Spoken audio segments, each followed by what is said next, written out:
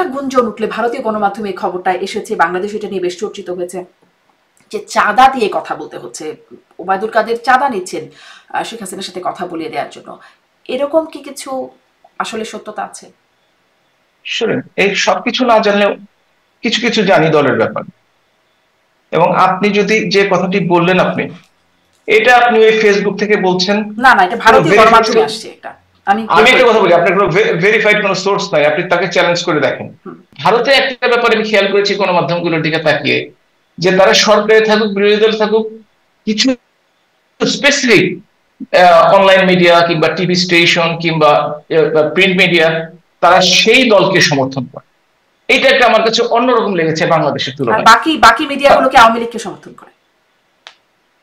বাকি মিডিয়াগুলো, মানে কিছু কিছু মিডিয়া হচ্ছে যেই দল ক্ষমতায় থাকে সেই দলকে, সেই না দলকে না, সমর্থন আমি করে। আওয়ামী লীগের সমর্থন অসমর্থন কলকাতার কোনো মিডিয়া নিয়ে কোনো আলোচনা করার কিছু নেই, কারণ তারা হয়তো বা তাদের দল কি করে সেই মতামত গুলো দেওয়ার চেষ্টা করে।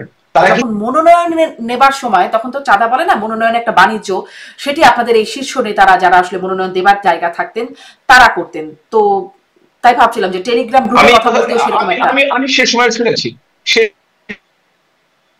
সময় শুনেছি, এবং সেটা যে একবারে ঘটে নাই সেটা আমি অস্বীকার করবো না।